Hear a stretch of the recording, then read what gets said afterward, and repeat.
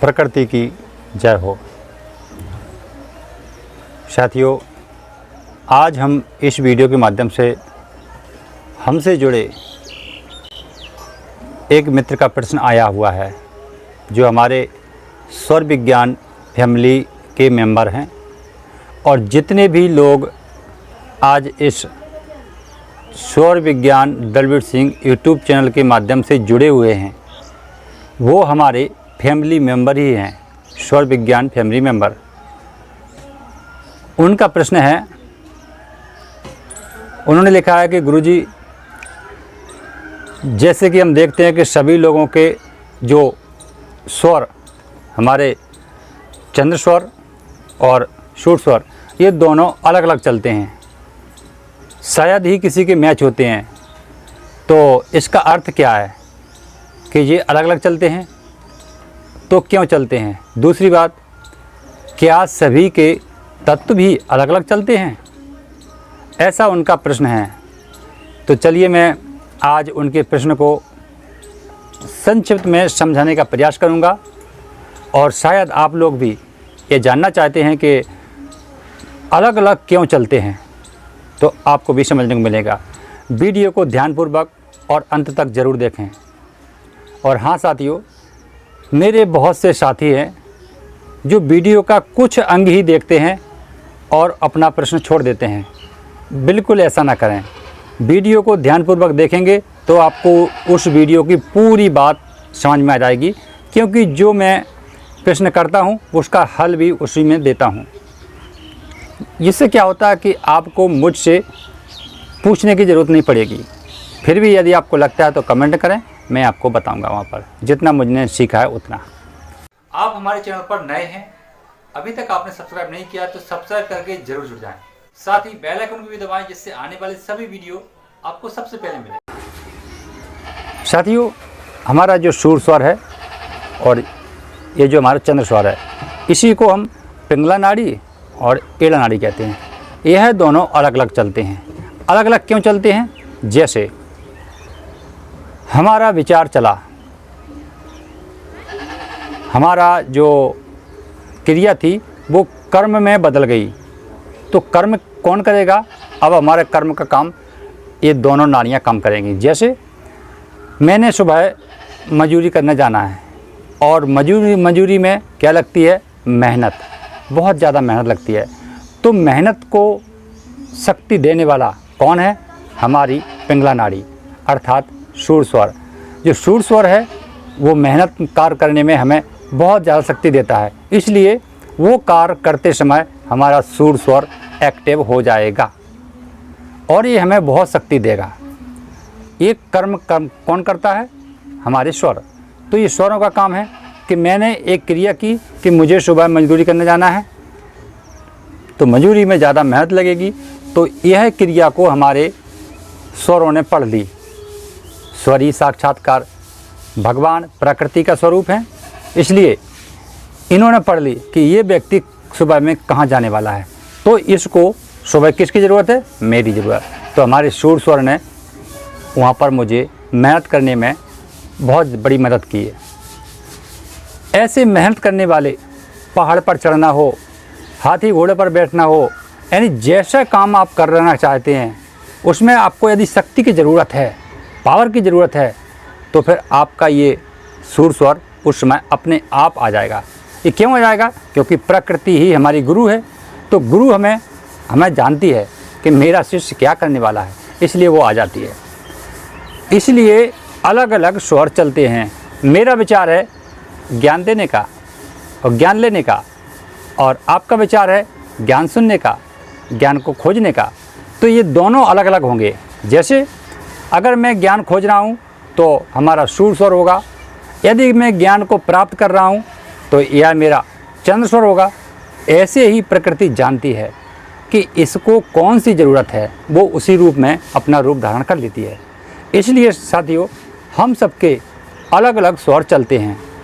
उदाहरण, एक जगह यदि 5 लोग बैठे हों तो पांचों लोगों के शूर स्वर अर्थात पिंगला नाड़ी एक साथ बिल्कुल नहीं चलेगी। उसमें से कुछ चंद्र स्वर में होंगे तो कुछ सूर स्वर में होंगे, इसका मतलब है कि एक जैसे नहीं है। इसी प्रकार से हमारे चंद्र स्वर में होता है। चंद्र स्वर में जैसे हम अच्छे काम करने के लिए कोई योजना बना रहे हैं, तो प्रकृति को पता है कि इसका शुभ काम कौन से स्वर में होना है, तो हमारा जो चंद्र स्वर अपने आप उस काम को करते समय एक्टिव हो जाएगा। साथियों, बाधा तो यहीं से स्टार्ट होती है, असली बाधा। ये दोनों प्राकृतिक हमारे जो प्रकृति अंश है, जो श्वास है हमारी, ये श्वासा हमको जानती है, हमारे आगे का भी और हमारे पीछे का भी जानती है। हो सकता है कि मेरे इन शब्दों पर किसी को भ्रांति पैदा हो जाए, परंतु ऐसा नहीं है। अगर उसकी भ्रांति पैदा हो रही है तो मैं उन सज्जन की चेतना को शांत करने का प्रयास कर सकता हूँ। जैसे जो हमारी श्वास प्राकृतिक अंश है, ये हमारे को जानती है, तो यह अच्छे काम करने के लिए अपना स्वरूप चंद्र यानी एड़ा नाड़ी में रख लेगी, ऐसा ये स्वतः करती है। अब भ्रांति कैसे पैदा होती है कि सूर स्वर और चंद्र स्वर, इन दोनों के बीच में एक और है, और वो है हमारा मन। जो मन है वो हमें न तो चंद्र स्वर में करने देता है और न सूर स्वर में। वो चाहता है मेरी मर्जी चले, इन दोनों को साइड छोड़ दो पर मैं चलूं। और ऐसा ही हमारे देश में हो रहा है, यानी विश्व में हो रहा है कि लोग बस अपनी इंद्रियों के महासुख को प्राप्त करने को ही महासुख कहने लगे हैं। यही भ्रांति है। मन कहता है कि आप इस पर भी मत अटको, आप इन पे भी मत अटको तो मेरे ऊपर अटक जाओ, मैं तुम्हें स्वर्ग दिखाऊंगा। और यही आपको भ्रांतियों में फंसा देता है। तब महान संतों ने कहा है कि मन का कहा ना कीजिए, मन है पक्का दूध, और ले डूबे दरिया में जाए हाथ से छूट। इसका अर्थ है कि मन यदि बुरा रास्ता दिखाता है, उसका कहना मत मानो। यह भावना रूपी दरिया यानी समुद्र, दरिया माने वो समुद्र, और भावना रूपी समुद्र में आपको डुबा देगा, भटका देगा। ऐसे महान संत हमारे कहते हैं। अब हम चलते हैं, अब आप ये चीज़ जान चुके होंगे कि हमारे दोनों स्वर क्यों अलग चलते हैं। अब हम चलते हैं तत्वों के ऊपर। तो जो हमारे तत्व हैं, इसमें भी पांचों तत्वों का प्रभाव होता है, अर्थात हमारे सूर स्वर पिंगला नाड़ी में भी पांचों तत्वों का प्रभाव होता है। और हमारी ये एड़ा नाड़ी है, इसमें भी पांचों तत्वों का प्रभाव होता है। तत्व अलग अलग बटे नहीं हैं। तत्व में तो आप चाहे इस क्रिया सूर स्वर की नाड़ी में करें काम, या आप चंद्र स्वर की नाड़ी में करें, उसमें तत्व शामिल होते हैं। लेकिन तत्वों को अदृश्य रूप कहा है, कहा नहीं है, ऐसा प्रकृति स्वतः कहती है। तो तत्व क्या कहाँ चलते हैं? क्रिया के ऊपर। यानी जब हमारी विचार क्रिया चलती है, अर्थात मुझे अगले महीने बर्थडे मनाना है, ये हमारी 1 महीने या 2 महीने या 15 दिन पहले से प्रक्रिया चलने पर लगी। मेरा बर्थडे आ रहा है, ये मेरी विचार प्रक्रिया चलने लगी। अब यह बर्थडे आप मनाएंगे, इसका निरीक्षण तत्व पहले ही कर लेते हैं कि आपके बर्थडे में क्या होने वाला है, ये पहले कर लेते हैं। ये सब जानने वाले को ही जानकारी मिलती है, सबको नहीं मिल पाएगी। तो तत्व विचार प्रक्रिया है। अब उस विचार, जैसे समझो मैं आलीशान करूँगा तो इसमें अलग तत्व होंगे, मैं मध्यम करूँगा इसमें अलग तत्व है, चलो मैं छोटा ऐसा ही कर लूँगा तो इसमें अलग तत्व है। जैसी आपकी सोच बनी, वैसे ही तत्व ने आपके विचारों को मजबूत किया। काम तो होगा, पर वो 3 काल के अंदर होगा। तीनों कालों में जो काल है, वो काल का आप प्रश्न कर रहे हैं, विचार बना रहे हैं, उसी काल के अनुसार हमारे तत्व प्रभावित रहते हैं। तो तत्व भी अलग अलग शब्दों में काम करते हैं। विचार यानी जो हमारे स्वर हैं, वो अलग अलग वाक्यों यानी अलग अलग विचारधारा में काम करते हैं, और तत्व भी हमारे अलग अलग विचारधाराओं में काम करते हैं। इसलिए सबके एक जैसे तत्व नहीं मिल सकते हैं, एक जैसे विचार नहीं मिल सकते हैं। इसीलिए भेद होता है कि वो कहता है कि मैं ऊंची जाति का हूँ, और तो दूसरा कहता है कि नहीं मैं तो गरीब हूँ। परंतु साथियों, इस संसार में ऊंच नीच कोई नहीं, कोई नहीं है संसार में। महान पुरुषों ने भी बताया है और प्रकृति भी हमें ऐसा बताती है कि जब मैं पांचों रूप धारण करके सबको समान का अधिकार दे रही हूँ जीने का, तो फिर आप लोग क्यों करते? ये मनुष्य की भ्रांति है। मनुष्य अर्थात मन की भ्रांति। मन ने मनुष्य को भटका दिया है। जैसे मैंने कहा कि न तो वो सूर्य नाड़ी का कहना मानता है और ना चंद्र नाड़ी का कहना मानता है। वो कहता है कि तुम मेरे बीच का रास्ता निकालो शॉर्टकट का, और इसी में लोग भ्रम में फंस जाते हैं साथियों। इसलिए यह तत्व अलग अलग चलते हैं और स्वर भी अलग अलग चलते हैं, लेकिन एक समय ये एक भी चलते हैं।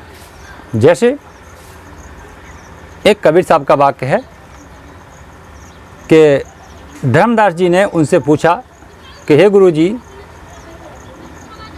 यह हंसा लोक परलोक कैसे जाएगा? तो उन्होंने कहा कि धर्मदास तो लाख दवाई, सार शब्द बाहर न जाई। तो धर्मदास जी ने कहा, गुरु जी सार शब्द बाहर न जाई, हंसा लोकें कैसे जाई? तो कबीर साहब कहते हैं कि धर्मदास, एक मत होए तो दियो बताई, और दो मत होए तो लियो छिपाई। इसका अर्थ क्या है?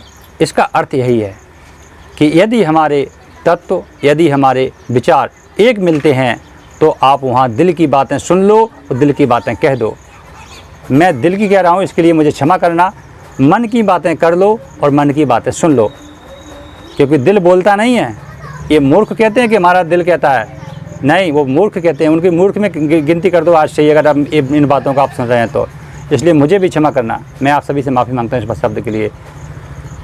लेकिन मन जो कहता है वो सच है। चलिए साथियों, हमारे तत्व और हमारे स्वर क्यों अलग चलते हैं, मैं आशा करता हूँ कि आप लोगों को समझ में आया होगा। यदि फिर भी आपको कोई त्रुटि रही है तो आप अपना प्रश्न करिए, मैं इसमें और विवरण से बताने का प्रयास करूँगा। अगले वीडियो में फिर मिलेंगे, तब तक के लिए प्रकृति की जय हो।